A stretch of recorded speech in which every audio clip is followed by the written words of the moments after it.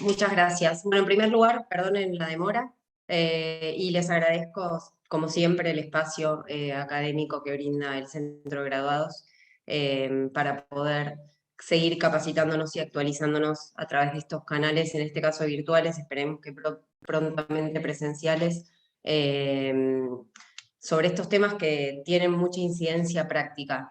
Los últimos 15 minutos, como les decía Ro recién, la idea es hacer las preguntas si tienen alguna duda de lo que vayamos desarrollando en la clase, si tienen alguna duda de índole práctica, lo que vamos a ver va a ser una esencia teórica y después lo que vamos a hacer va a ser ver jurisprudencia actualizada. Hace 2 o 3 años que vengo dictando este taller y siempre cuando preparo estas clases me reflexiono acerca del enfoque que había dado en el 2019, en el 2020, en el marco de la pandemia, en el 2021, y todas las situaciones de hecho que se vieron modificadas o no alrededor de la ejecución de sentencias contra el Estado. Y esto es lo que me lleva justamente a seguir dando este tipo de taller, porque hay pronunciamientos de la Corte Suprema de Justicia de la Nación y de las cámaras federales en lo contencioso administrativo federal, que es lo que vamos a ver exclusivamente hoy en términos de jurisprudencia, que lo que hace es cambiar el paradigma en términos de ejecución. El paradigma es en relación a lo que dice específicamente la norma.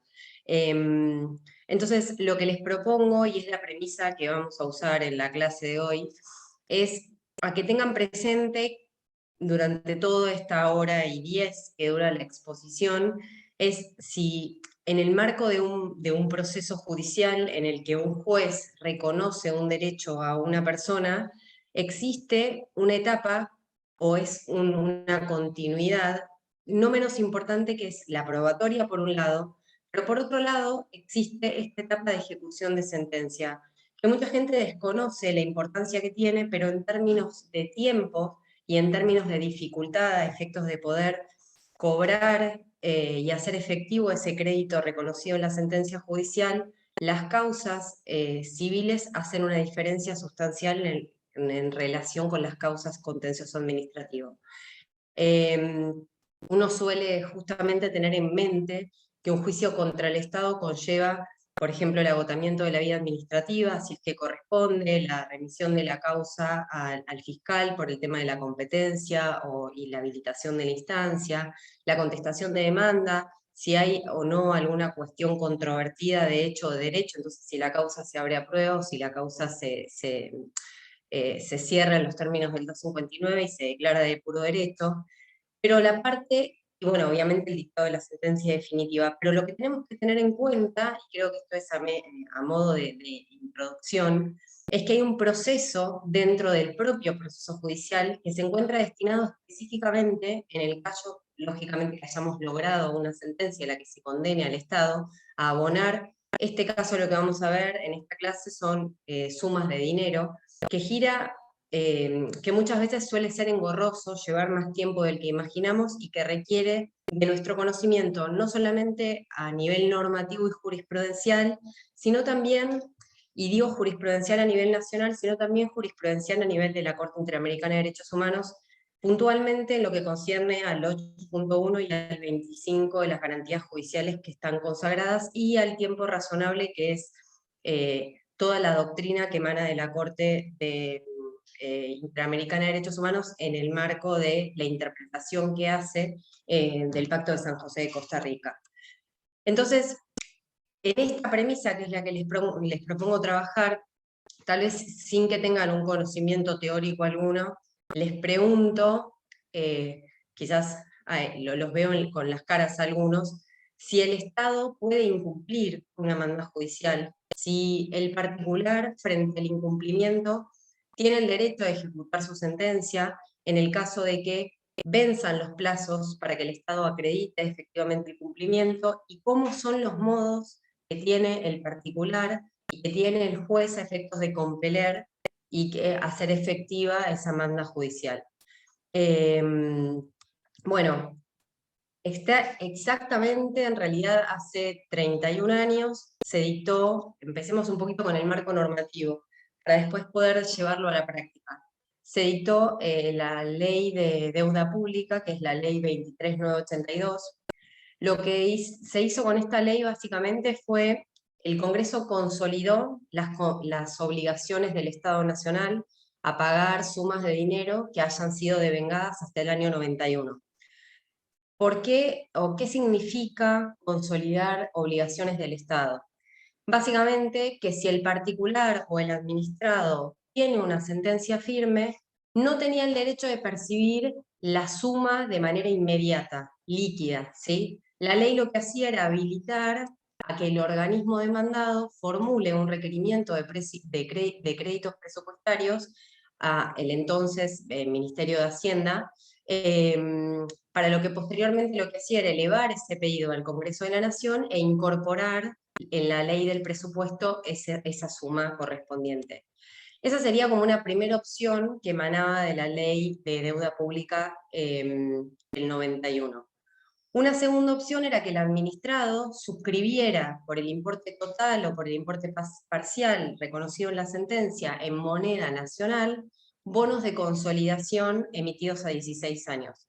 Esos bonos tenían una actualización, pero la persona no podía hacerse del dinero hasta transcurrido ese plazo. Y si la persona quería hacerse de ese dinero por necesidad, antes del vencimiento de ese plazo, lo que provocaba era un detrimento económico en la suma que efectivamente le reconocía el juez por un lado y la que efectivamente percibía antes del plazo del vencimiento de esa tenencia del bono. En estos términos hay que recordar una cuestión que no es menor, que es que la 23982 fue una norma que en realidad se dictó en ejercicio del marco de la reestructuración de la deuda pública argentina, ¿sí? Fue dictada en el marco de los poderes de emergencia del Congreso, y lo que hizo el Estado, lo que llevó a cabo el Estado fue, como consecuencia de la imposibilidad de afrontar las deudas contraídas, consolidar su pasivo a través de la novación de todas las deudas no corrientes a mayores plazos, ¿sí? Y canceló lo que debía a través del otorgamiento de títulos de deuda, ¿sí? Después hay una norma que es importante, que la seguimos usando en la actualidad, que es la 25344, que se sancionó en el año 2000, que muchos la deben conocer, que es la Ley de Emergencia Económica Financiera, que prorrogó la fecha de corte de la 23982, que originalmente era el año 91, y pasó a ser hasta el 31 de diciembre del 99. Y después hay otra norma, que no nos vamos a meter en eso porque ya parece como que es una historia pasada, pero nunca dejemos de conocer el pasado para saber qué puede pasar en el presente en este país. Hay una ley que es la 25725, que lo que hizo fue prorrogó la fecha de corte de la consolidación de la deuda hasta el 31 de diciembre del 2001. Esta consolidación de deudas, básicamente, yo siempre pongo el mismo ejemplo porque es muy palmario, fue conllevó, por ejemplo, la responsabilidad, no la responsabilidad no en términos internacionales, pero miremoslo desde la óptica de la ejecución de sentencia, en el caso, por ejemplo, Furlan con Argentina de la Corte Interamericana de Derechos Humanos, ¿sí? En ese caso, lo que había pasado básicamente era el ingreso de un menor a un predio que resultó ser propiedad del ejército argentino. El lugar no tenía un alambrado ni un cerco perimetral que impidiera su ingreso. Al menor, intentándose colgar de un parante transversal, se le cae esta pieza que pesaba unos 50 kilogramos y le genera una pérdida de conocimiento. Fue internado en terapia intensiva, tuvo un traumatismo encefalocráneo con pérdida de conocimiento, creo que estuvo en estado de coma muchos meses, en grado 2 o 3, tuvo una fractura del hueso parietal, y a raíz de ese hecho, el padre inicia en el año 90 una demanda en el fuero civil contra el Estado a fin de reclamar una indemnización por los daños y perjuicios que habían sido provocados al menor, derivado justamente de la incapacidad producto de la caída de este parante. La sentencia de primera instancia se emite 10 años después. El juzgado hace lugar a la demanda, condena al Estado Nacional como titular y responsable del predio, y quedémonos en esto: lo condena a pagar 130.000 pesos argentinos en ese momento más sus intereses. La sentencia de segunda instancia confirma el pronunciamiento de primera, Pero ¿qué pasa? Este reconocimiento, teniendo en cuenta más o menos las fechas de corte que yo les decía recién, entra o queda comprendido en la ley 23982 del año 91. Entonces, como esta ley, como vimos hace un ratito, estructura las obligaciones vencidas de causa o título anterior al 1 de abril del 91, que consistiesen en pago de sumas de dinero, lo que hizo fue darles estas dos opciones que mencionamos al principio, o el pago diferido en efectivo o la suscripción de bonos de consolidación emitidos a 16 años. El padre, teniendo en cuenta las condiciones precarias del menor y la necesidad de obtención rápida de dinero, lo que hizo fue optó por la suscripción de bonos de consolidación, y lo que hizo fue, el Estado le otorga esos bonos y ese mismo día, en vez de esperar lógicamente esos 16 años, lo que hace es, Danilo Furlan, que era el padre, vende esos bonos. Si se tiene en cuenta, en el caso puntual, que el padre tuvo que pagar honorarios y que, acorde a los términos de la sentencia, tuvo que pagar una parte de las costas, lo que terminó percibiendo de estos 165.000 bonos que percibió, le quedaron 115.000 bonos. Vayamos a los términos prácticos. La sentencia judicial le reconoció 130.000 pesos y a la persona le quedaron en mano, cuando uno traspasa el valor del bono vendido en ese día, 38.000 pesos argentinos, de esos 130.000 que habían sido ordenados en la sentencia. A raíz de eso y de muchos otros ítems de violaciones al Pacto de San José de Costa Rica, se inicia la acción de responsabilidad internacional contra la Argentina, y en agosto del 2012, después de que la Corte Interamericana haga bastantes referencias a nuestra vulneración del plazo razonable, y con lo que en realidad resolvió la Corte Interamericana es que se hallaba probado que después de un retraso no justificado en el proceso civil por daños y perjuicios, Danilo Furlan, en realidad ya era mayor de edad, Sebastián, debió iniciar una segunda etapa administrativa, lo llamó así la Corte, con el objeto de lograr el pago de la indemnización otorgada mediante la sentencia judicial. Y lo que entendió la Corte Interamericana es que la ejecución de la sentencia que concedió la indemnización no fue ni completa ni integral. Primero, porque la sentencia reconoció esos 130.000 pesos argentinos y efectivamente cobró 33.000, lo cual para la Corte Interamericana y para todos es un monto excesivamente menor del que había sido reconocido judicialmente. Y además, la Corte Interamericana toma algo que es muy importante, que es que la ejecución de la sentencia que otorgó la indemnización a Furlan no fue efectiva, y lo que generó fue la desprotección del menor en ese entonces. ¿Por qué? Porque no cumplió con la finalidad de proteger y resarcir los derechos que habían sido vulnerados y que fueron reconocidos mediante la sentencia judicial. Y acá lo que observó, y esto es muy importante, y esto ¿por qué se lo cito? Esto les puede servir a cualquiera que litigue o como fundamento para fundar una sentencia. Yo en la vorágine de hablar no me presenté. Yo trabajo hace 13, 14 años en el Foro en lo Contencioso Administrativo Federal. Hace varios años trabajo en la Sala 1, en lo Contencioso Administrativo Federal, y bueno, me desempeño en la facultad como docente hace 12 años. Particularmente, lo que observa la Corte Interamericana es una interrelación entre los problemas en la Argentina de protección judicial efectiva con el goce efectivo del derecho de propiedad. ¿Sí? Porque el derecho de propiedad hacía a la tenencia efectiva de esos 130.000 pesos que había reconocido la sentencia. Entonces, ¿la Corte qué hace? Dice que al aplicar un juicio de proporcionalidad a la restricción al derecho a la propiedad, la ley 23.982, que uno habla del 91 y pareciera que es una ley súper vieja, y cualquiera me pueden decir, bueno, no, pero vayamos a los casos actuales. Se sigue aplicando la ley 23.982 hoy en la actualidad para ejecutar una sentencia contra el Estado, por eso se las presenté en esos términos y puse este caso. Lo que dice la Corte es que la ley 23.982, al aplicar este juicio de proporcionalidad a la restricción del derecho de propiedad, cumplía con una finalidad que era admisible en términos convencionales. ¿Relacionada con qué? Con el manejo de una grave crisis económica que afectaba diversos derechos de los ciudadanos. pero que el medio escogido para enfrentar el problema podía resultar idóneo quizás para alcanzar el fin, y en principio podía aceptarse como necesario teniendo en cuenta que en ciertas ocasiones pueden no existir otras medidas alternativas menos lesivas para enfrentar una crisis. Estamos hablando de la situación económica, ¿no? De la crisis económica que afrontaba el país.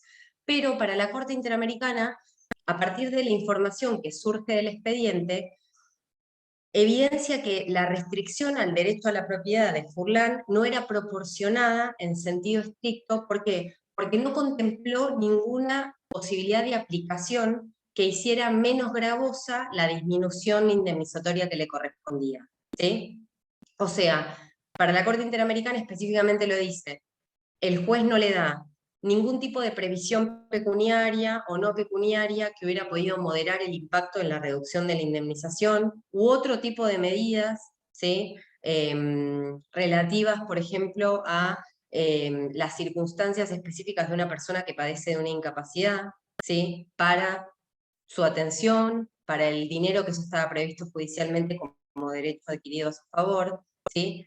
Y entonces lo que concluye es que en esas circunstancias específicas el pago no completo de la suma dispuesta judicialmente en favor de una persona pobre, porque lo dice así la Corte Interamericana, en situación de vulnerabilidad, lo que exige es una justificación mucho mayor de la restricción del derecho a la propiedad y algún tipo de medida útil y efectiva para cumplir un efecto exclusivamente desproporcionado, ¿sí? Y entonces concluye finalmente en la vulneración de las garantías a la protección judicial, el derecho a la propiedad privada, que están consagrados en los artículos 25 y 21 en relación con el artículo 1 de la Convención Americana.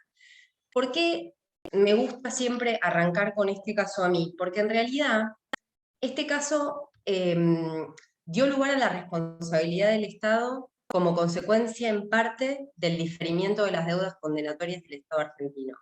Entonces, en este contexto, lo que nos podemos preguntar es si en función del control de convencionalidad que nos hayamos obligados a efectuar a partir de la reforma constitucional del año 1994, puede existir o no, esto se los pregunto a ustedes, una norma que obstruya, ¿sí?, en términos análogos al de Furlan, el activo que a cualquiera nos puede reconocer una sentencia judicial por aplicación de una norma de orden público que tutela una emergencia económica, ¿sí?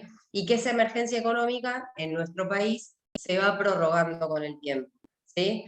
Y después, también lo que me lleva siempre a la reflexión, que esto lo vamos a ver en varios precedentes actuales, es si el derecho a la salud no debe primar sobre la política, por ejemplo, pública plasmada en la 23982. O sea, si la 23982 no debería tener una excepción a la regla general para aquellos casos, por ejemplo, de vulnerabilidad, ¿sí? Entonces, lo que vamos a hacer en el transcurso de esta hora es ver si específicamente hay excepciones, si no las hay, qué es lo que dice la Corte Suprema, ¿sí? O cuáles son los planteos actuales que hay y qué es lo que se termina resolviendo, ¿sí?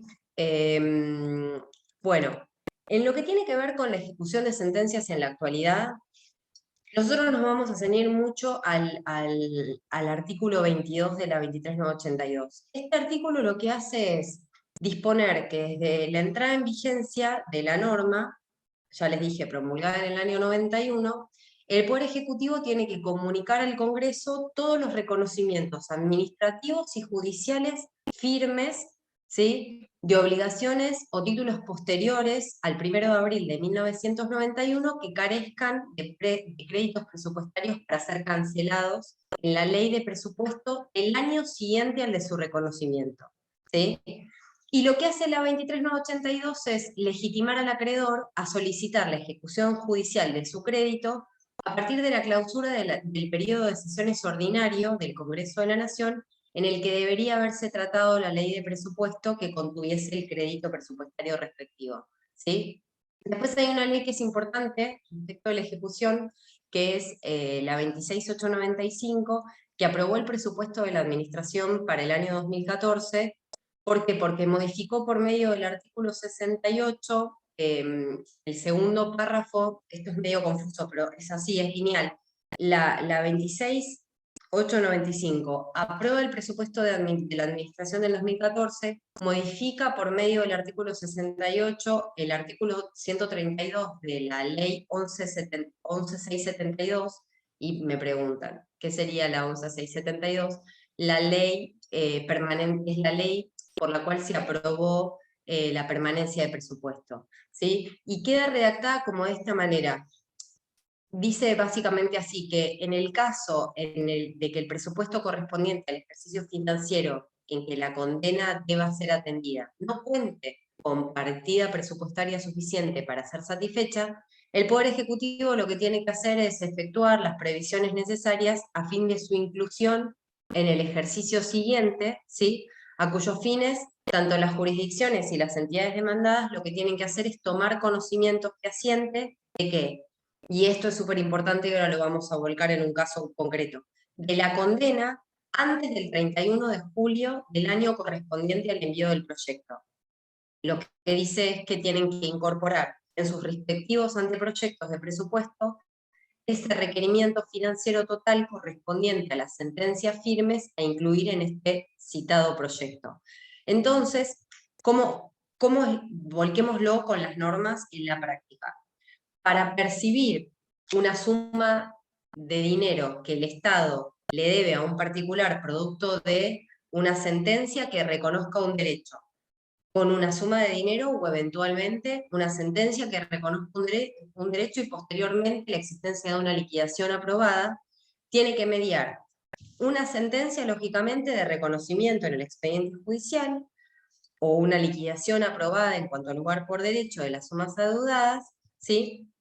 ¿Por qué les digo esto? Porque básicamente en el fuero en lo contencioso administrativo no es muy usual que haya sentencias condenatorias del Estado con liquidaciones incluidas.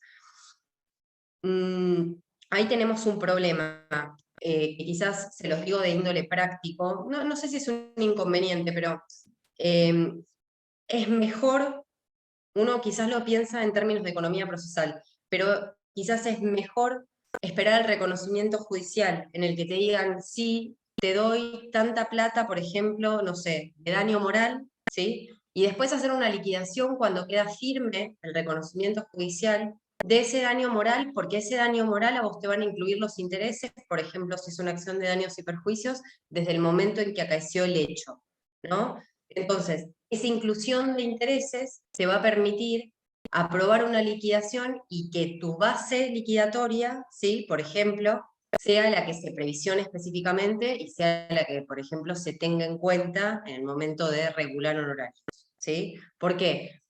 Porque la 23.982 rige no solamente, esto lo dejo en claro ahora, no solamente para la percepción de capital, sino también para la percepción de honorarios, para la percepción de intereses, ¿sí? Es genérica. Entonces, por eso les digo que en el fuero no es muy usual que haya sentencias condenatorias del Estado con liquidaciones incluidas, ¿sí? Esto lo que conlleva es que una vez que queda firme el pronunciamiento de fondos, se envía a primera instancia donde se practica la liquidación, se sustancia, se aprueba en cuanto lugar por derecho, eventualmente se apela o no, y desde ese momento, desde que adquiera firmeza la liquidación, que no se notifica por cédula, sino que se notifica por nota.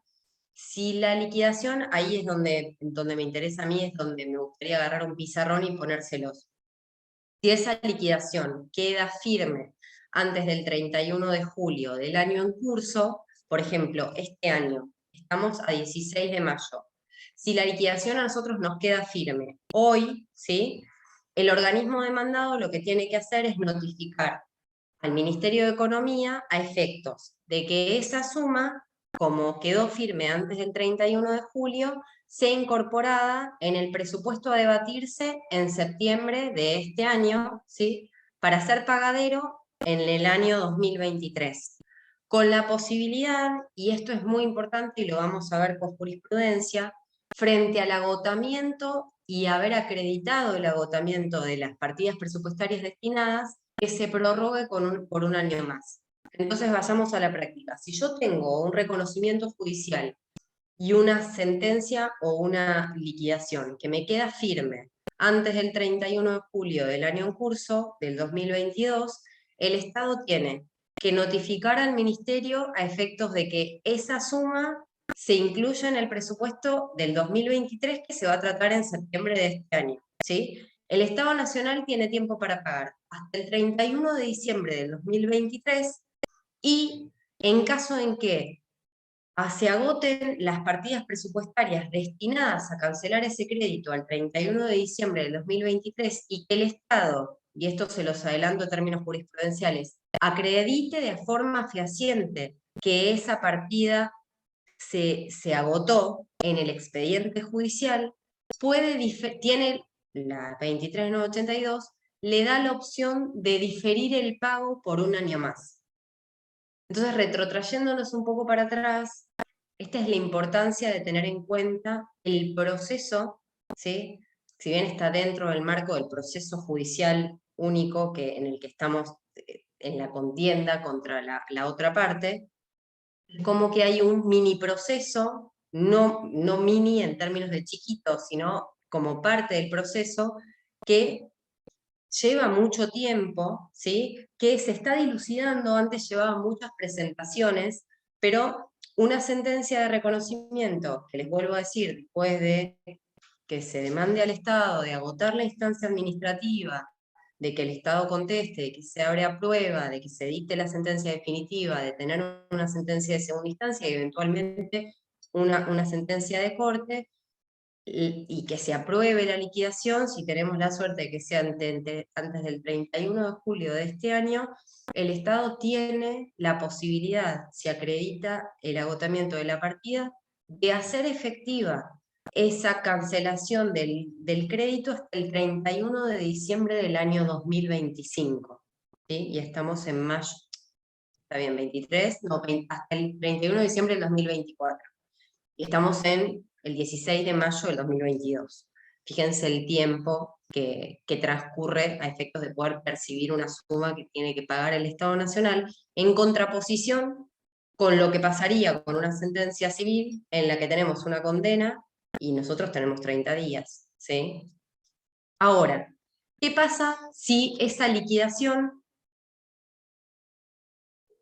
queda firme el 1 de agosto? Primero tenemos mucha mala suerte. Pero si queda firme el 1 de agosto, eso no va a ser comunicado al Ministerio, pero va a ser recién incorporado en el presupuesto del 2024, ¿sí?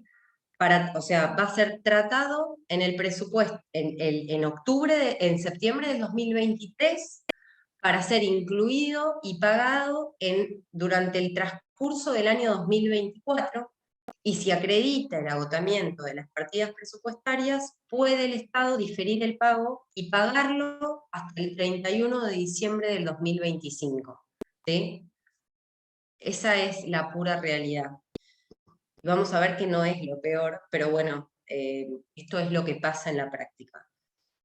Después hay muchas cuestiones relativas a este tema de ahora las presentaciones son virtuales, pero nos ha pasado de muchas presentaciones que hacían los litigantes en su afán de querer percibir. Si el periodo en el cual, por ejemplo, pongamos el primer ejemplo, queda firme ahora, yo empiezo a meter escritos pidiendo que intime al Estado a efectos de que me notifique o que me informe, el Estado puede o el juez puede solicitar que informe, sí, porque hay un orden de relación en el pago, ¿sí? Eso depende de las notificaciones al Ministerio. No es lo mismo que yo notifique el 1 de agosto, que sería como el primero en la lista, a que notifique el 30 de julio. No es lo mismo. ¿Sí? Entonces, hay un orden de prelación.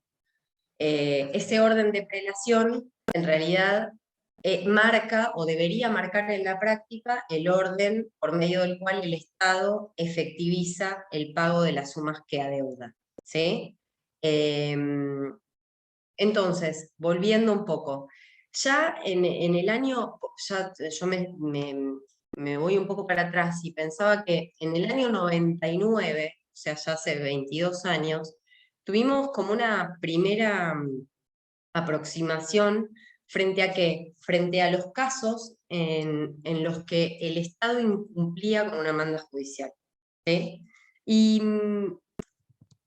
básicamente el Poder Judicial ya en el año 99, en la causa que se llamaba Giovanoli contra Caja Nación de Ahorro y Seguros, era un cobro de seguros, lo que estableció respecto de la aplicación en ese momento de la ley de presupuesto del año 96, creo que era que la ley específica no obstaba a la ejecución de las sentencias en los términos del artículo 22 de la 23.982.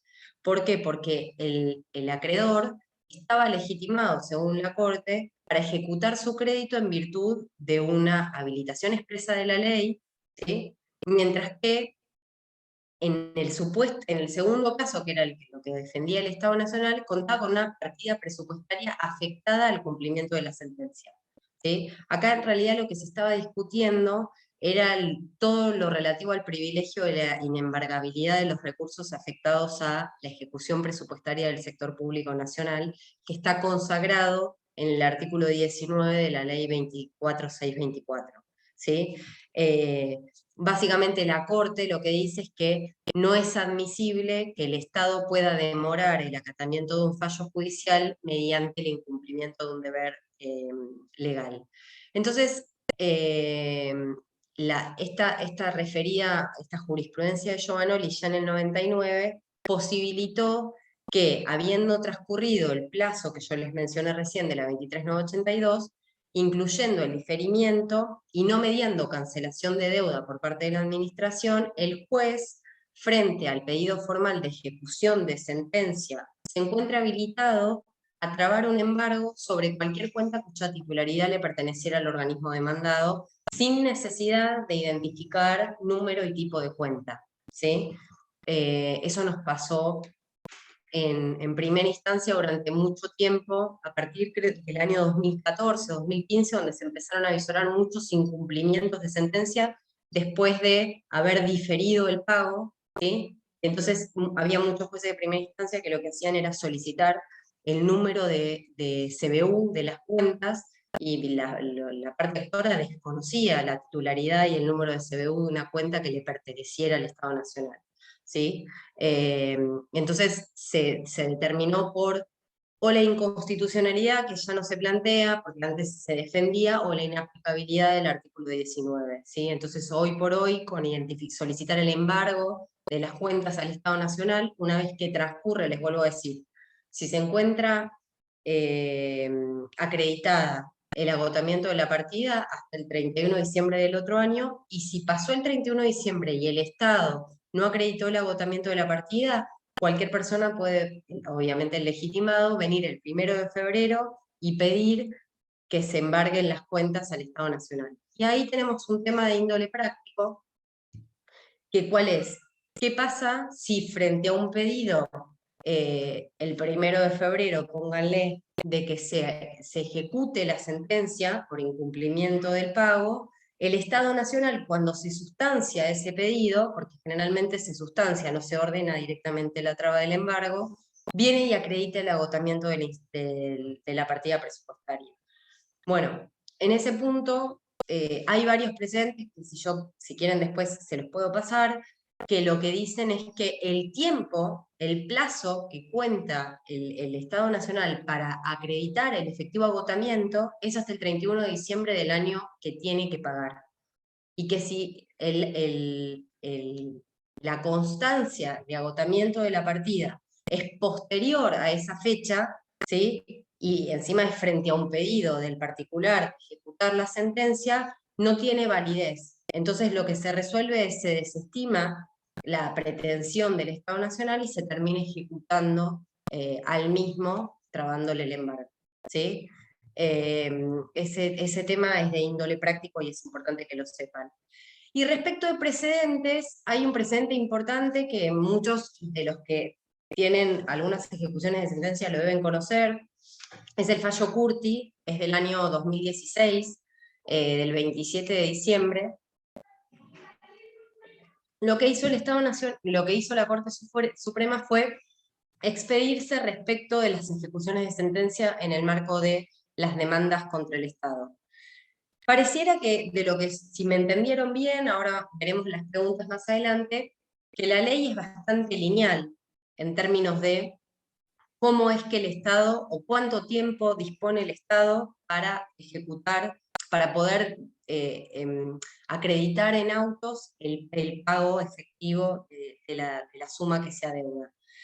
Pero la Corte lo que hizo fue poner de resalto que, y lo dejó bien claro, y con esto en realidad se terminaron las divergencias interpretativas en algunos temas, que es que la falta de crédito presupuestario suficiente en el ejercicio que corresponda satisfacer el pago, el Poder Ejecutivo lo que tiene que hacer es arbitrar las medidas necesarias para su inclusión en el ejercicio siguiente, para lo cual lo que hace es interpretar, es como desmenuzar la 23982, y dice, la jurisdicción deudora lo que tiene que hacer es tomar conocimiento fehaciente de la condena antes del 31 de julio del año correspondiente al envío del proyecto. Lo que también dispone es que las condenas van a ser satisfechas con los recursos que anualmente autorice el Congreso, y esto es importante, porque la Corte lo pone de resalto, siguiendo un estricto orden de antigüedad conforme la fecha de notificación judicial, y que producido el agotamiento, se atenderá al remanente con los recursos que se asignan en el ejercicio fiscal siguiente. ¿Sí? Entonces, lo que establece la Corte, y les vuelvo a decir, es desmenuzando la lectura del 22 de la 23982, es que lo que se le confiere al Estado es la prerrogativa de diferir por única vez el pago de la condena en el supuesto de agotamiento de la partida presupuestaria correspondiente al ejercicio en el que se encontraba prevista, y mientras esto no suceda, ¿sí? Mientras esto no suceda, que se acredite el agotamiento de la partida, y esto es importante, cobra pleno efecto la inembargabilidad de los fondos afectados a la ejecución presupuestaria. ¿Sí? Pero, acá esto es importante también, si el deudor no acredita el agotamiento de la partida, incumple el orden de prelación para el pago, o bien concretado el diferimiento, transcurre el ejercicio sin que se verifique la cancelación de la condena dineraria, en esos tres supuestos, el acreedor está facultado para llevar adelante la ejecución. ¿Por qué? Dice la Corte, más allá de qué es lo que dice la norma, porque no es admisible que el Estado Nacional pueda demorar el acatamiento de un fallo judicial mediante el incumplimiento de un deber legal. ¿Qué les hace recordar a esto? Lo que dije seguramente hace 5 o 6 minutos atrás, citando el precedente de Giovanni Olilla del año 99. ¿Sí? Quizás podemos citar algún caso de índole práctico en el precedente de Curti, porque ahí nos podemos preguntar por qué la Corte dice esto. La Sala Cuarta de la Cámara de lo Contencioso Administrativo Federal había confirmado el pronunciamiento de primera instancia en el que el juez había intimado al Estado Nacional a que en el término de 5 días acreditara la suma que se le adeudaba al actor en estas circunstancias. Se había dictado la sentencia reconociéndole el derecho al señor Curti. Se había aprobado la liquidación y la notificación a la demandada había sido efectuada con posterioridad al 31 de julio del 2013. ¿Sí? Por ende, con anterioridad al 31 de julio del 2014. Las instancias anteriores a la Corte, el juez de primera instancia y la Cámara, habían interpretado que la norma les permitía, a pedido de parte, ejecutar la deuda a partir del año 2016. Este extremo podría haber sido o ser atendible si no se hubiera acreditado el agotamiento de la partida presupuestaria.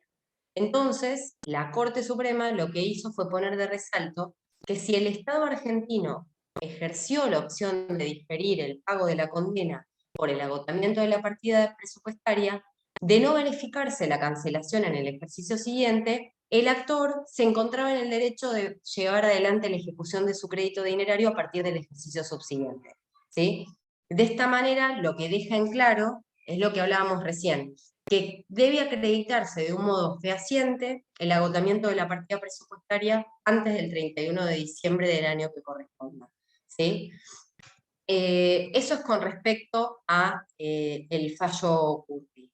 Después hay otro fallo que es muy interesante, ¿sí? Que es del año 2020, es del 3 de marzo del 2020, que es el fallo Bernardes, que se los voy a dejar porque en términos de ejecución no los vamos a ver, pero que tiene que ver un poco con la entrada en vigencia de la Ley de Responsabilidad del Estado, que lo que hizo, se lo cito para que lo tengan en cuenta, que fue la imposibilidad de imponer a la Administración Nacional sanciones pecuniarias disuasivas. Y acá lo que interpretó la Corte, en realidad lo que resolvió la Corte, le dio luz, fue hacer una distinción entre las sanciones pecuniarias disuasivas y las astreintes. ¿Por qué? Porque durante mucho tiempo se entendió que con la entrada en vigencia de la Ley de Responsabilidad del Estado en el año 2014, se encontraba imposibilitado el Poder Judicial de, bueno, la parte actora de solicitar las astreintes y el Poder Judicial de reconocer a las astreintes en el marco de una acción de responsabilidad del Estado. Entonces, en esta causa, que se llama Bernardes contra ENA, contra el Ministerio de Defensa, es un amparo por mora, el 3 de marzo del 2020, la Corte vino a esclarecer esta situación. No entramos en este tema para poder ir puntualmente a otros precedentes que hacen a la materia específica de la ejecución de sentencia, pero es un precedente que es súper interesante, es súper nuevo, ¿sí? Y después lo que también les puedo hacer llegar son varios precedentes de las distintas cámaras federales en las que, a raíz de la aplicación del precedente Curti, hemos dirimido cuestiones que el Estado Nacional ha hecho relativamente, por ejemplo, a si se previsionan o no intereses, ¿sí? Cuando lo que se previsiona originalmente, que es capital y una parte de los intereses, no satisface la totalidad de los intereses que se adeudan, ¿sí? Entonces, la pregunta que nos tendríamos que hacer es, ¿se tiene que volver a previsionar los intereses faltantes para cancelar la totalidad si hay una sentencia de fondo que reconoce capital e intereses? ¿Sí? Bueno, para esto puntualmente hay un fallo también, la Sala 1, puntualmente el juez Facio en disidencia venía diciendo que los intereses tienen que ser satisfechos de manera íntegra, de manera tal que no se tenía que volver a previsionar nuevamente los intereses. Básicamente, lo que él siempre sostenía era que la previsión presupuestaria tiene que incluir, o debía incluir, el cálculo de los respectivos intereses hasta el momento del pago. ¿Por qué? ¿O cuál es el fundamento? Porque solo de esa manera es posible cancelar los créditos resultantes de los reconocimientos tanto administrativos o judiciales firmes, como dispone el propio artículo 22 de la 23982.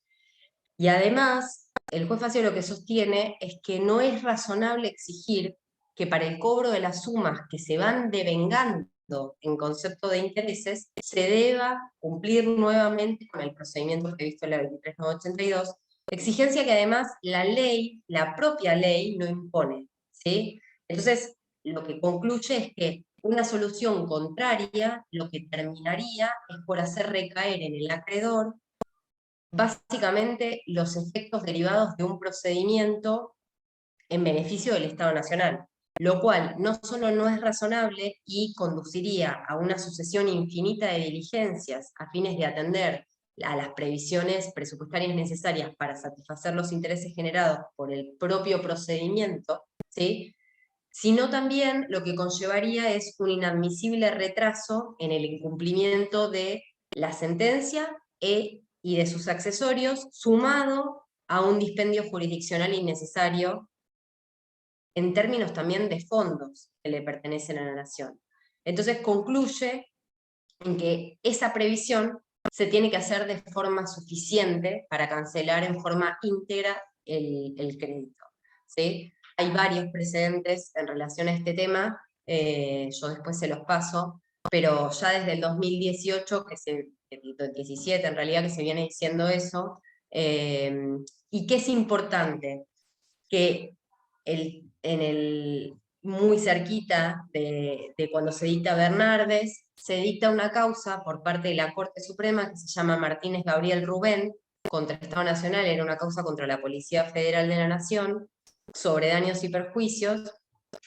Básicamente lo que había pasado era que la Sala 2 de la Cámara Nacional en lo Contencioso Administrativo Federal había confirmado una sentencia de primera instancia que había condenado al Estado Nacional al pago de una indemnización por daños y perjuicios.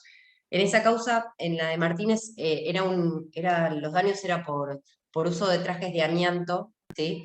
Que utilizaba el actor, ¿por qué? Porque el actor era bombero de la Policía Federal. Entonces, Martínez lo que hace en el marco de la ejecución es reclama el pago de estos accesorios devengados entre unas fechas puntuales, que era la fecha de expresión del capital e intereses en la liquidación aprobada en autos, y una fecha posterior, más o menos había 1 año y 2 meses de diferencia, que era la fecha de la dación y pago del monto resultante. Entonces practica una liquidación, el Estado se opone. ¿Por qué? Porque dice que el Estado dice, yo cumplí con el procedimiento previsto en las normas, y el juez hizo lugar a la pretensión de Martínez e intima al Estado a que en 5 días acredite en autos el depósito del monto que había calculado el actor.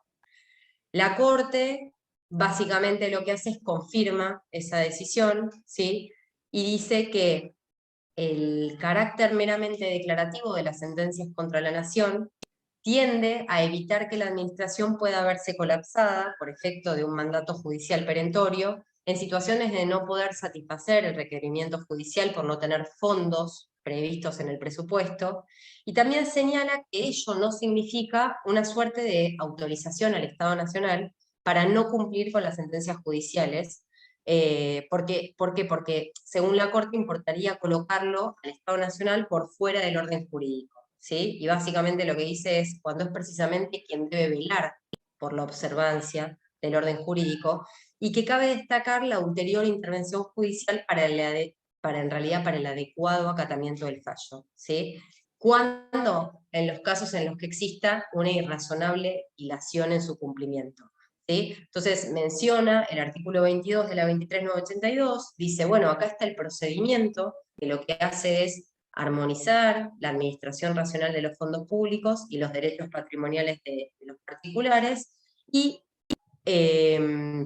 lo que termina estableciendo es, bueno, si no hay, señala el artículo 22 completo, qué pasa cuando no hay crédito presupuestario necesario, ¿sí? Todo lo que dice en Curti, ¿sí? La opción de diferir por única vez, y lo que dice es que el plazo establecido en la 11672 obsta a la ejecución forzosa de las condenas dinerarias dictadas contra el Estado Nacional mientras esté vigente, ¿sí?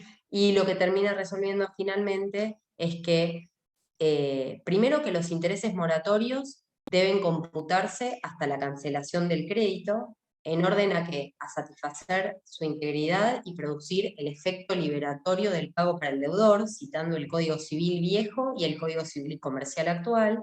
Y entonces lo que delimita, en línea con lo que decía el juez Facio de la Sala 1, es que los intereses son accesorios del capital y en ese carácter constituyen una parte de la deuda, ¿sí? Entonces, que no puede reputarse como pago, con sus efectos extintivos propios, el inicio del procedimiento de la 11672 mediante una previsión presupuestaria de un monto de la condena a valores computados en una liquidación que no satisface la totalidad del monto, ¿sí? Así que eso es súper importante. Y después lo último que me parece citar, hay un fallo que es del 30 de abril del 2020, que se llama Caldeiro, y este fallo me parece interesante citarlo porque Porque la 23.982 específicamente no admite excepciones al régimen de previsión presupuestaria, nunca, ¿no? Entonces, en lo que tiene que ver con sumas de dinero líquidas, ya no estamos hablando más de bonos de consolidación, eso fue hasta el año 2001, ya no hay más bonos de consolidación. Ahora es el régimen del artículo 22.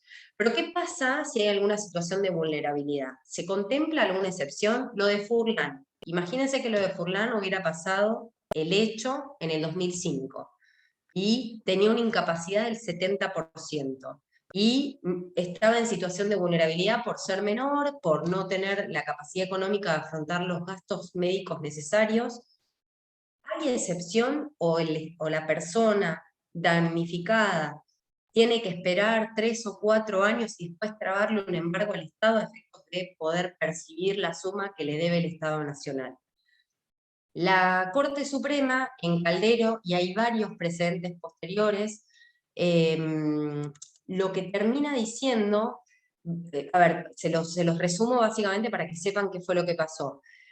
En el 2017, la Sala 3 hizo lugar a una demanda de la persona esta que se llamaba Juan Carlos Caldeiro, condena al ejército argentino a efectos de que abone una indemnización por unos daños y perjuicios que había sufrido el actor a raíz del cumplimiento de su función como médico en el ejército. El actor se acreditó en la causa que padecía un mieloma múltiple, tenía diversas afecciones y lo que se acreditó también en la causa era que esa enfermedad tuvo su origen en la exposición habitual y reiterada a rayos X que requerían prácticas médicas en la labor que él desarrollaba en el ejército. En el marco de la ejecución de sentencia, el juez de primera instancia aprueba la liquidación, cuantifica la liquidación por un importe, eran creo que alrededor de 12 millones de pesos, y ponderando el estado delicado de salud de la persona, intima al Estado Nacional a que en el término de 10 días cancele el crédito. El problema que tuvo el juez acá fue que la justificación normativa para intimar al Estado a que en el término de 10 días cancele el crédito era la aplicación de una ley de presupuesto del año 2010, ¿sí? Y estamos en el 2019. Entonces, bueno, esa norma ya no importaba lo que decía, pero no importa, pero básicamente lo que decía era, en una norma que ordenaba el pago en efectivo de créditos consolidados provenientes de sentencias judiciales por reajustes de haberes a beneficiarios previsionales de las Fuerzas Armadas y las Fuerzas de Seguridad mayores de 70 años al inicio del ejercicio respectivo, ¿sí? Y también a todos los beneficiarios de cualquier edad que acrediten que padecen una enfermedad grave. La Cámara revoca esa sentencia o esa decisión y encuadra el trámite dentro del artículo 22, ¿sí? O sea, posterga la satisfacción de ese crédito hasta el año 2021 inclusive. Entonces, lo que hace la Sala es, recuerda, la Sala 2, el carácter de orden público de las normas, explica que la ley que había aplicado el juez de primera instancia era una ley que reúne una situación diferente porque estaba referida a deudas por reajustes de haberes previsionales y también dentro de un ámbito de validez temporal que era acotado, que era solamente el ejercicio correspondiente al año 2010. Eh, y como último lo que hace es ordena a la fuerza demandada, al ejército, que actúe con la mayor celeridad en el cumplimiento de la manda judicial. La cuestión lleva a la Corte y la Corte lo que se pregunta es si la Cámara, al encuadrar la situación del señor Caldeiro dentro del sistema de ejecución de sentencias en los términos del artículo 22, adopta o no una decisión contraria a los artículos 18 de la Constitución Nacional y 75, inciso 22 y 23 de la Constitución. Para eso, la Corte lo que tuvo en cuenta fue que el actor invocó una protección constitucional singular y diferenciada. ¿Por qué? Porque se encontraba en estado grave de salud y porque tenía una edad avanzada, ¿sí? Y por otro lado, en realidad la Corte también lo que tuvo en cuenta es que el régimen de ejecución de sentencias en lo que refiere al pago de las sumas de dinero en efectivo no consolidadas, como el caso no prevé, como les decía hace un ratito, ninguna excepción expresa que permita evitar los plazos de cobro que están allí previstos, ¿sí? Entonces, ¿qué hace la Corte? Primero expone que el hombre es el eje y el centro de todo el sistema jurídico. Y en tanto fin en sí mismo, la inviolabilidad, según la Corte, de la persona constituye un valor fundamental con respecto a los cuales los de restantes valores siempre tienen carácter instrumental. Y entonces habla mucho de lo que se dispone a partir de lo dispuesto en los tratados internacionales con jerarquía constitucional, lo que estableció la Corte a partir de lo dispuesto en esos tratados respecto de el derecho a la preservación de la salud y haber destacado la obligación impostergable que tiene la autoridad pública a garantizar ese derecho con acciones positivas, 75 inciso 23, y subrayó que la obligación de instrumentar estas acciones positivas en tutela de los ancianos y de las personas con incapacidad fue consagrado, como les dije recién, en el 75 inciso 23, donde claramente se dispone esta obligación por parte del Congreso de la Nación de legislar y de promover estas acciones positivas que garanticen que, y esto se los digo importante para seguir en esta línea, tanto en pedidos como en nuestro rol de Poder Judicial, garantizar la igualdad real de oportunidades y de trato y el pleno goce y ejercicio de los derechos reconocidos en la Constitución y en los tratados internacionales respecto de derechos humanos, en particular, dice la Corte, respecto de, como dice el 23, los niños, las mujeres, los ancianos y las personas con discapacidad. Ahí la Corte en Caldeiro lo que hace es mencionar la Convención sobre las Personas con Discapacidad, que tiene en nuestro país jerarquía constitucional, de conformidad con el 75 inciso 22, alude también a la Convención Interamericana sobre el Derecho de Protección de los Derechos Humanos de las Personas Mayores, que fue adoptada por la Organización de los Estados Americanos en el 2015 y fue incorporada mediante la ley 20, creo que es la 27360, a partir del año 2017, que lo que consagra básicamente es el compromiso de los estados de adoptar y de fortalecer todas las medidas legislativas, administrativas, judiciales, presupuestarias y de cualquier otra índole, incluido esto es importantísimo, un adecuado acceso a la justicia a fin de garantizar a la persona mayor un trato diferencial y preferencial en todos los ámbitos, ¿sí? Entonces concluye que a partir de la reforma del 94 existe un deber de brindar respuestas especiales y diferenciadas a los sectores vulnerables con el objeto de garantizarles el pleno derecho y efectivo derecho de todos los derechos que están tutelados en la Constitución y en los instrumentos internacionales. Bueno, y bueno, y después lo que hace particularmente es analizar la situación de fragilidad del señor Caldeiro, analizar que tiene 70 años de edad, que acreditó su discapacidad mediante el certificado respectivo del Ministerio de Salud, que padece de este mieloma múltiple y todas las consecuencias, ¿sí?, que le impiden actividades laborales, el desenvolvimiento social, ¿sí? Bueno, trastornos, etcétera, etcétera, y que además tiene en cuenta la Corte, y con esto cierro, que su cuadro es evolutivo, es invalidante y es irreversible, ¿sí? Entonces, lo que concluye es que al confrontar esta realidad del actor con el esquema normativo de ejecución de sentencias dinerarias contra el Estado, que no contempla ninguna excepción, surgen dos alternativas para la Corte. Primera, apegada estrictamente a la letra de la ley, es la invalidez inconstitucional del sistema, que lo que dice la Corte es iguala de manera irrazonable situaciones que en la realidad se presentan diferentes y frustra en el caso la tutela judicial efectiva al dejar básicamente huérfana de contenido a la sentencia favorable que obtuvo el señor Caldeiro, porque pretender que una persona con la enfermedad que padecía y la edad que tenía esperara 3 años para percibir el monto, a eso se refiere cuando habla de dejar huérfana de contenido a la sentencia favorable. Y la segunda opción que encuentra la Corte es, a la luz de los principios constitucionales expuestos, considerar que la situación que está planteada en autos como un caso, en vez de declarar la inconstitucionalidad, tutelarla como un caso no previsto que debe ser resuelto por disposiciones análogas, ¿sí? Y por mayoría, la Corte resuelve la segunda opción. ¿Por qué? Porque dice que, en primer término, el actor no planteó la inconstitucionalidad de la 23.982, con un desarrollo argumental y fundamental de igual carácter, ¿no?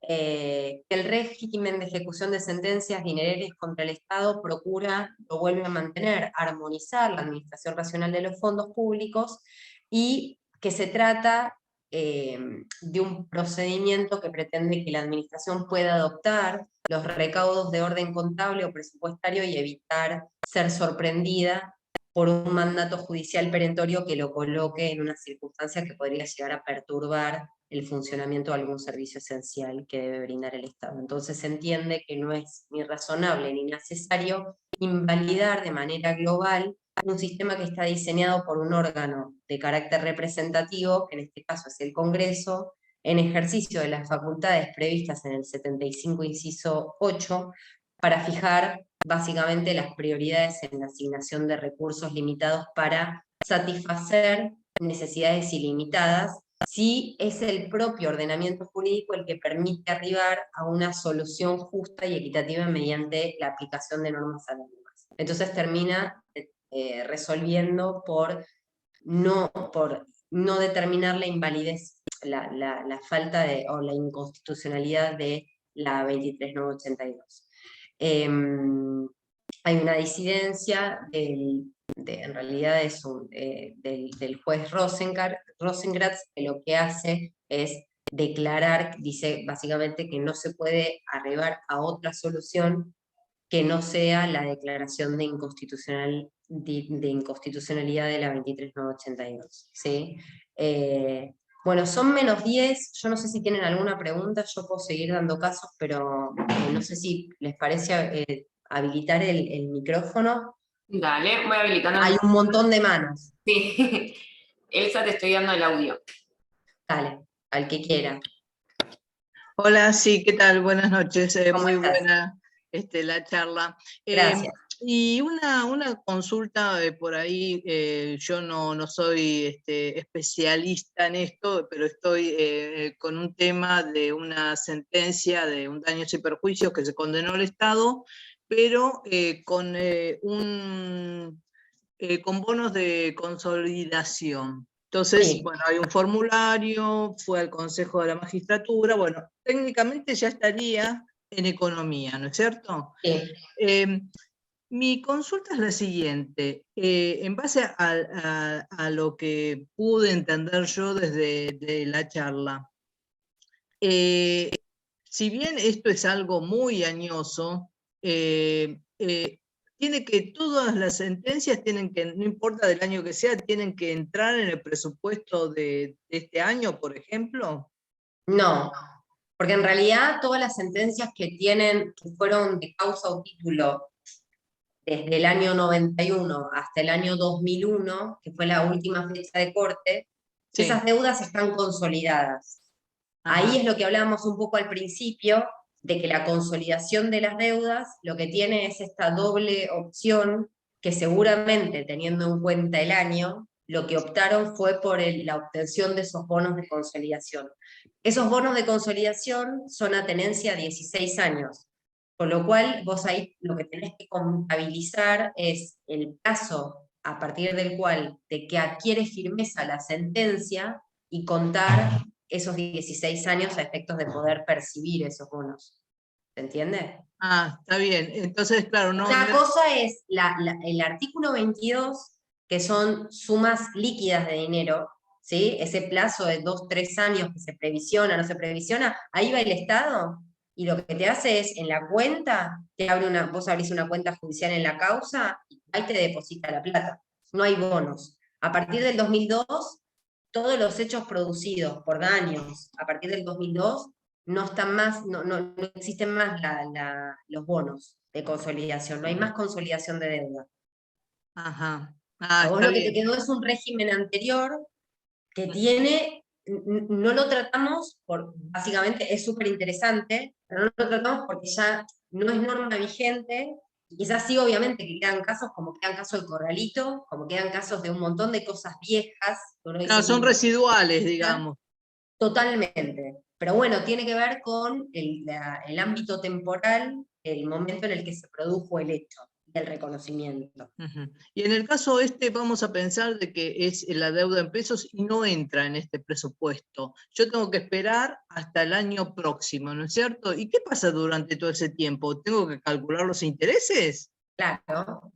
En realidad, cuando se aprueba la liquidación, si vos tenés una liquidación, ¿sí? Vos tenés un reconocimiento. Pónganle, no sé, porque lo pienso, esto quizás me falta un poco de tiempo. Pónganle que no es un daños y perjuicios, es una acción de un personal militar que está pidiendo que le blanqueen un suplemento, ¿no? Entonces eso en realidad, el juez te va a decir, sí, este suplemento hay que reconocerle el carácter remunerativo y bonificable, ¿sí? Pero no hay cuantía. Se hace la liquidación. Esa liquidación lo que hace es incluir los intereses desde el momento en el que no está prescripta la acción, ¿sí? Que reconoce la sentencia. Siempre el Estado, teniendo en cuenta el fallo Curti y todos los fallos que salieron Martínez, lo que hace es previsionar siempre un poquito de más, ¿sí? Porque te va a incluir, por ejemplo, 100 pesos de capital, 30 pesos de intereses, y siempre va a previsionar 150. Vos después lo que vas a tener que hacer, si realmente te deben 150, porque te pagaron 4 años después en vez de 3 años después, es calcular, vos hacer una liquidación de esa diferencia de intereses no aprobada. Lo que no puede hacer el Estado es decir, bueno, esa diferencia te la vuelvo a previsionar 4 años más. No, no, no, no, no. Te embargo y lo percibís. ¿Se entiende? Sí, sí, sí, sí. Atento a lo acotado del tiempo, yo, y creo que vamos a estar todos de acuerdo, que por favor nos envíes el tema de los fallos y las leyes que están, digamos, vigentes para tratar después yo, por lo menos en mi caso, tranquilamente ver cómo moverme, porque este es un caso aislado donde ya me encuentro en la etapa de tratar de cobrar, justamente de ejecución de sentencia. Vale.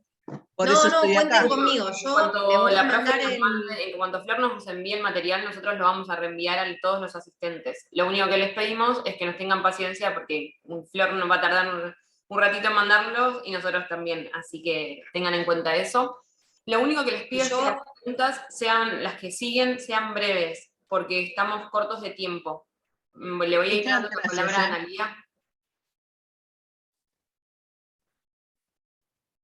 Hola, buenas tardes, ¿me escuchan? Hola.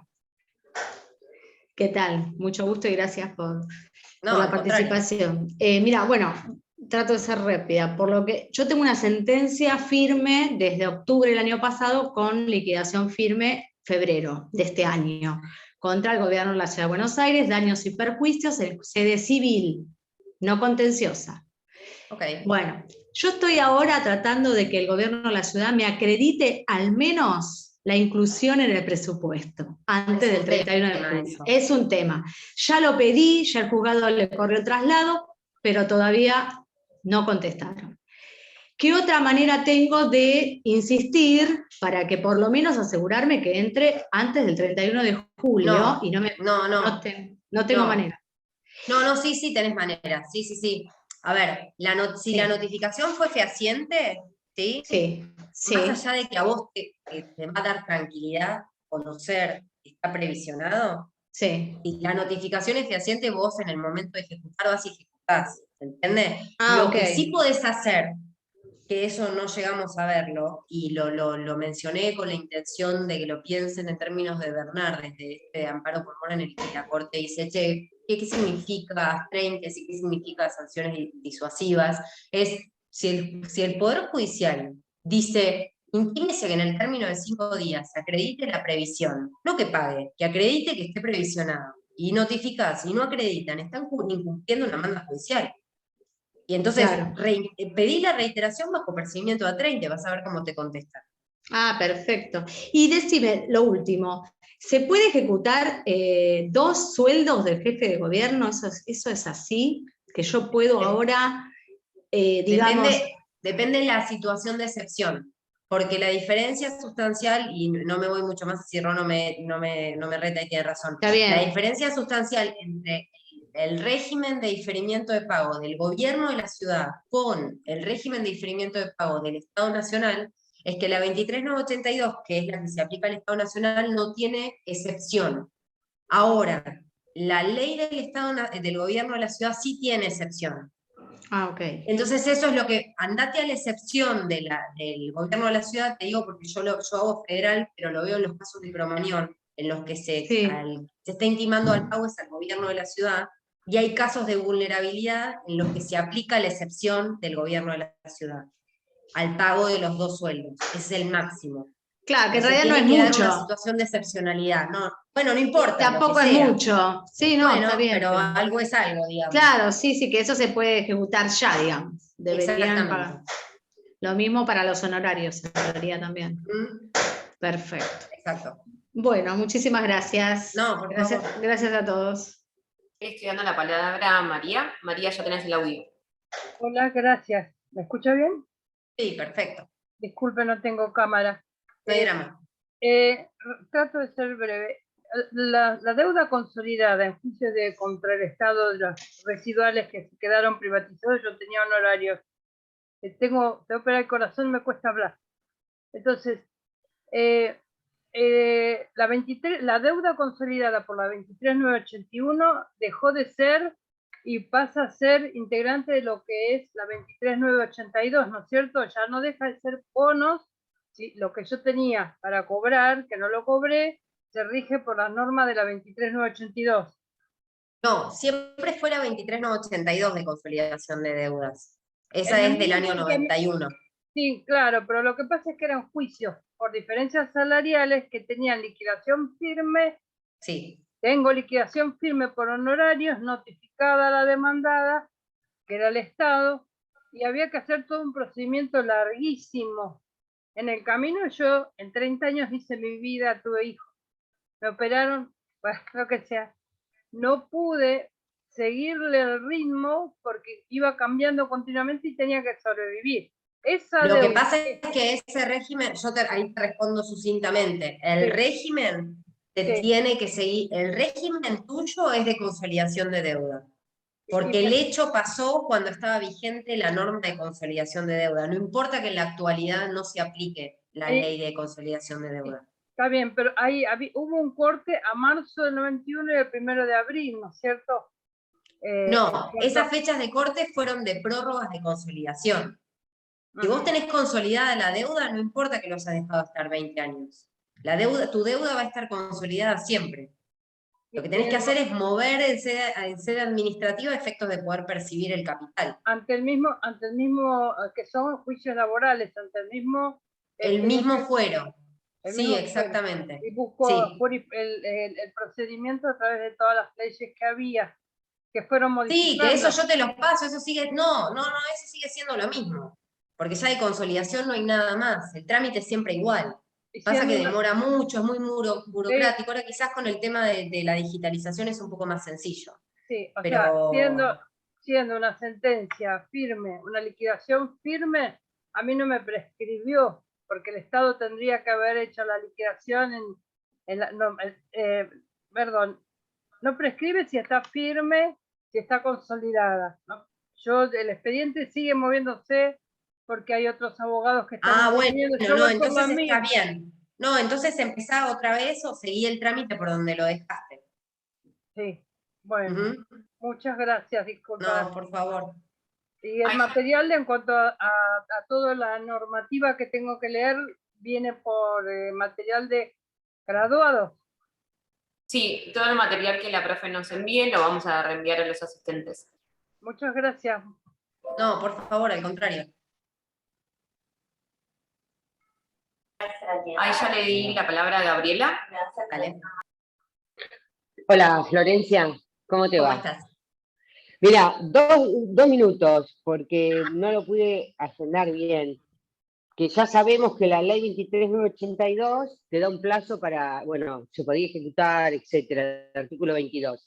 Vos citaste la ley 26.895 del año 2014, que es la ley del presupuesto 2014, donde, ¿en qué artículo? Porque yo agendé, artículo 14 es el que permite... pero después se los mando todos, es la que aprueba el presupuesto permanente. No, pero por eso despreocupate, en realidad las que más se usan es la 23.982 y la 11.672. El artículo 11.672, 68. sí, por eso, porque esta ley yo no la tenía registrada, porque yo en mis clases la explico siempre, esta prórroga de, digamos, de un año más, que se incluyó en la ley de presupuesto. Lo que no tenía bien es la cita. Y como vos la diste, yo te la quería pedir, si no te jorobaba. Sí, olvídate, no, yo no les paso todo. Yo tengo como no un power, pero sí tengo enunciadas las normas, enunciados los precedentes. No, tengo un temita con la memoria, que me acuerdo muchas cosas. Pero sí para ustedes tengo para mandarles la enunciación de las normas, ¿Lo con vas las a mandar por modificaciones y mail? los precedentes. Sí, a todos, se los mando a graduados y ellos se los reenvían. Y también les voy a mandar, que se los decía, se lo iba a decir a Ro, mi mail. Yo trabajo en el Poder Judicial, con lo cual no puedo resolver conflictos, digamos, pero sí, todas las dudas que tengan de índole académica, estoy recontra abierta para lo que necesiten. Está bien, gracias, Florencia. No, era esa duda porque contrario. justo siempre está colgado ese dato, pero de hecho se aplica. Sí, obvio. Sí, se los mando los recursos esta semana. Y lo que no me... respecto a la notificación, porque vos te sale la sentencia antes del 31 de julio. El Estado debe notificar al Congreso que tiene que pagar. Sí. Antes del 31 de agosto. Sí. No. ¿Sí? Ese es un pero ese es un tema eso es un tema administrativo, no es un tema del particular. Por eso, del Estado, pero si el Estado no lo hace... Es un tema vos podés ejecutar igual. Yo debería notificar al Congreso, al Ministerio de Economía, yo actor, notificarlo por las dudas. Vos a tu demandada. Yo a la demandada, pero si la demandada no notifica al Ministerio de Economía... Es un trámite interno. No es mi problema. No. Perfecto.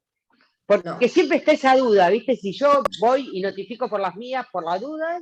No. Es un problema interno. Sí. Bárbaro. Mil gracias, ya está. No, por favor. Bueno, le doy la palabra a María. Dale. Hola, ¿qué tal? Recortita la pregunta. ¿Existe algún monto menor que no aplique este régimen de consolidación? O sea, 5.000 pesos, 10.000 pesos, 2.000 pesos, 2 pesos. ¿Nada? ¿Todos? Gracias. Todos. Igual no hay montos de eso ya, ¿no? No vas a demandar, yo te puedo asegurar que si haces un juicio contra el Estado no vas a demandar nunca por 5.000 pesos porque es lo que te sale, ¿cuánto te sale? Vas a pagarle al abogado, digamos, ¿no? Generalmente los reclamos son por mucho más sumas. Pensá también, esto me voy un minuto, el término de la inapelabilidad ante la Cámara, el monto que se puede llegar a apelar ante la Cámara. Entonces es como que yo no estoy del otro lado, pero yo lo pensaría antes de hacer una demanda contra el Estado con el tiempo que insume, con lo que se eroga, reclamar 15.000 pesos porque sé que no voy a tener revisión, porque la Cámara me va a decir inapelable por el monto, por el 242 del Código Procesal. Y aparte de la regulación de horarios, por ejemplo, si es lo que les interesa a ustedes, hoy por hoy todo va arriba de 10 sumas, no hay nada abajo de las 10 sumas. Si ven cuánto está una UMA hoy, ya les da arriba de 70.000 pesos. No habría nunca una suma de 5.000 pesos. ¿Ya tiene el audio, Elsa? Sí. Doctora Sicabo, cuando ya podemos ejecutar y entonces pedimos embargo. Sí. ¿El embargo es exactamente del monto de la liquidación que se aprobó, supongamos 2 años atrás, o al juez se le pide que presupueste también, que embargue también por un presupuestado por intereses de los 2 años para acá? No, generalmente cuando se traba el embargo, se traba la suma que está aprobada, que incluye esos intereses, como decías vos, con más el 20%. Después lo que se hace es un ajuste. Por eso siempre se traba eso, y ese 20% es el desfasaje entre el periodo en el que está aprobada la parcialidad de los intereses y el efectivo pago, porque ahí no hay mucho tiempo. ¿Se entiende? Entre que se traba el embargo y se... Sí. No, lo que pasa es que ese 20%, por ejemplo, con una tasa pasiva en 2 años no cubre para nada. No, pero ¿por qué pensás en 2 años? Si se traba el embargo después se notifica el 505, pum, se percibe. Y después se hace la diferencia de la liquidación. No hay una liquidación en el medio, eso te respondo. No hay liquidación en el medio. Se traba el embargo y después si esa plata que se embarga no alcanza, vos practicás una nueva liquidación y el Estado tiene que incluir o transferirte la plata o depositar el dinero. Pero el embargo uno lo pide por el monto de la liquidación aprobada, digo hace 2 años, porque si esto cayó en el mejor de los casos antes del 31 de julio del 2020 y yo durante todo el 2021 no cobré, voy a ejecutar en el 2022. Entonces, pero vas a ver, vas a ver que cuando te previsionan y vos pedís que acrediten la previsión presupuestaria, el monto, te va a aparecer monto, es el tuyo de capital e intereses, después te va a aparecer una diferencia a la derecha, que es el monto que el Estado previsiona en demasía, por este periodo que pasa. Entonces, cuando se traba el embargo, se traba por esa totalidad más el 20%. Suele alcanzar. Y si no, se hace una nueva liquidación. Muchísimas gracias, excelente. No, al contrario. Bueno, Flor, ¿no hay más manos levantadas? No, igual después podemos hacer un curso de casos prácticos, porque yo no tengo drama. Ya después de ver la teoría, pasa que 1 hora y media nos quedó medio corto, pero lo que quieran estoy a disposición y todo lo que sea contencioso también. Yo siempre estoy ahí con graduados dando cursos, así que lo que necesiten, pidan, nada más. Es un placer para mí.